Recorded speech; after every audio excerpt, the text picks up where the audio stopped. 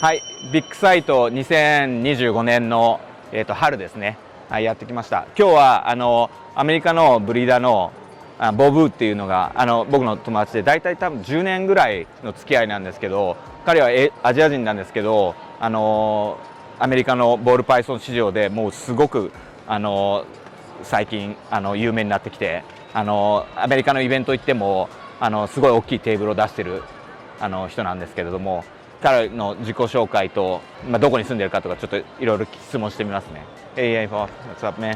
Hey. So, how long are you into reptiles? So I've been breeding reptiles full time for 10 years, but before that, I've been keeping reptiles for about 20 years now. Okay, so when did you meet before? Us? Yeah, Oh. it's been like 10 to 8, almost right? 10 years, yeah. Right, yeah. I saw, you are like not New. not like newbie. Yeah, because I was at the Daytona show in 2006, so I know Brock Wagner was selling how crazy stuff back in the day. $50,000 banana. Yeah. No, that was This after. after. That's so after. Yeah. I bought one for like 15 from him. Yeah. Back in days. Yeah. I lost a lot of money on that, but it's alright. Back in the day, right? Yeah, I know. Yeah, Yeah. but yeah. So you are into the ball python in like 10 years ago, like you Right. say, Right. and then how's your business doing? It's great. So we went full time in 2016, and from then on, we've grown the facility and built and added more. And then now we're able to obviously export to Japan, Korea, and all these other countries. And it's actually very surreal being here in Japan and having our inventory on some of the tables and meeting the customers that we've been shipping to for the last 5-6 years. And it's been amazing. The growth has been amazing. Oh, okay. Yeah. So the ball python market is over there is like growing still? Yeah, I feel like a lot of people might feel like the market is stalled or it's actually on a decline. But if they're not looking at the whole picture of like how many more people are adding into the market. Right. Some of the projects, sure, the price has dropped some. Right. But now we have even more customers. Right? Yeah. Once like the $15,000 bananas. Yeah. People can now get banana for $200, $300. Yeah. So we can get more people buying pretty animals as Right. pets, and it Right. just grows the industry. So they are looking for like a high-end stuff more, or the like a low-end stuff? For me personally, it's a mix. I sell a lot of middle and lower end stuff also. Okay. But then some of our project animals, those are very niche market animals. Like what? Let's say if I have like a Xanthic Desert Ghost Clown. Okay. Most of that stuff won't even hit morph market. It won't even hit, it will be sold when they come out Before of the that. egg because so many people are waiting on these animals. Oh wow. But sort of like your lower end stuff, you're making bananas, Blood Lucy stuff. Sure, you have to sit on this little bit inventory until the next show or whatever, Okay. but you will eventually sell it. I mean, that's a bigger market for those. There are millions of people buying those Right. lower end pets. But these high-end $15,000, $20,000 animals are very niche customers, but they're always waiting. So what do they do with that? Like they try to breed those and then make like other so combos if and someone's stuff? buying a $10,000, $15,000, $20,000 snake, Right. most of the time it's an investor, Okay. it's another breeder. So breeders. Right, it's mostly an investment animal. Right. So they are looking for like a 3-4 like a recessive combo and Right stuff now, like that. I guess we move forward with the with what we're doing with the project. You're talking double with triple recessive, Right. stacking new genes on there. Like we were mentioning the Cosmos and all these new genes, Mega and Voodoo. So you're adding these new genes with these double and triple recessives, and they just keep moving the projects forward. Okay. So what's new for you? So currently we're working with Voodoo, a gene that we found, obviously. Okay. And hopefully. When did you find it? So I discovered the Voodoo in 2018. Okay. And just now we're starting to expand it more because obviously when I found the gene, we still have to test to make sure it's genetic, make sure it's not the same as other genes. Then we started breeding it slowly into our clowns, our desert ghosts, our hypos. So yeah, it takes time to develop these projects. You don't want to rush them, and you don't want to kill your own market with them by overproducing them also. So it's not compatible with any other genes? So far, like no we Ari? haven't bred it to anything where it's allelic or compatible Okay.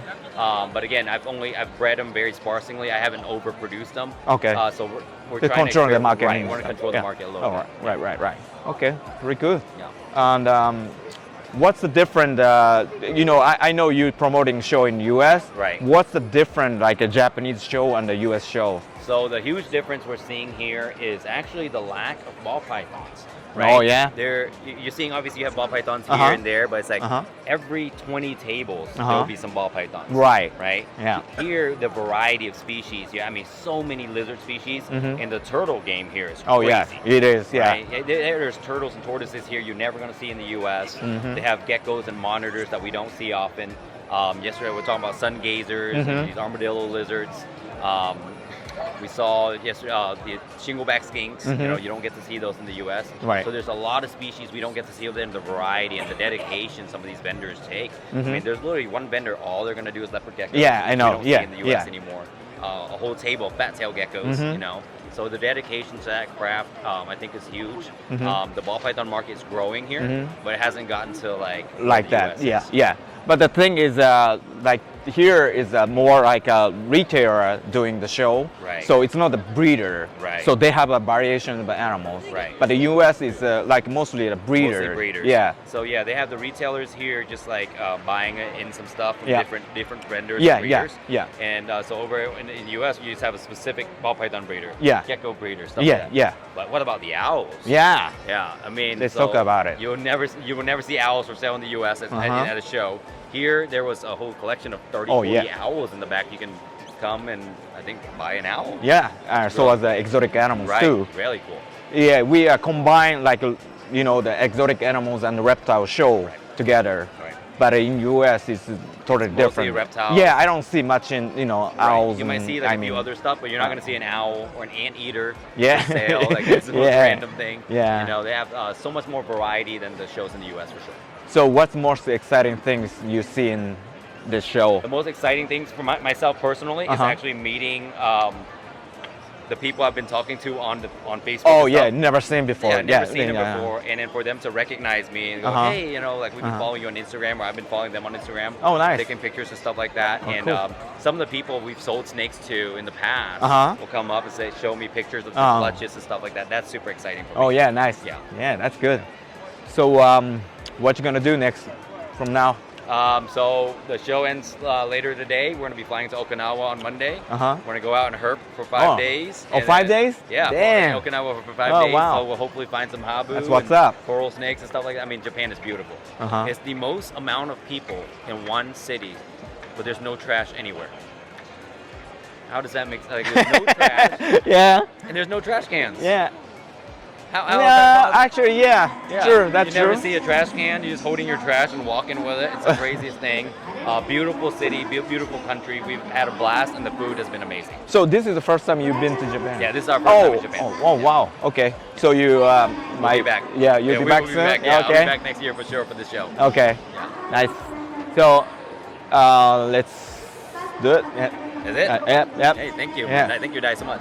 そう今こうやって紹介してもらったのをまた日本語に訳してお届けしますけれども日本初めて来たんですけどすごい喜んでたみたいなんでまたどっかのショーで日本で会えると思いますんで期待しましょう。また彼の新しいモルフとかが見つかり次第こちらでも紹介していこうと思いますのでよろしくお願いします。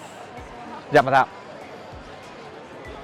まあレオパといえば、いっぱいねモルフがいて、まあその流行りとかいろいろあると思うんですが、そうですね。ちょっとね僕は今マリレプさんにいる中から、まあ大輔さんも、ベスト3を、個人的好みというか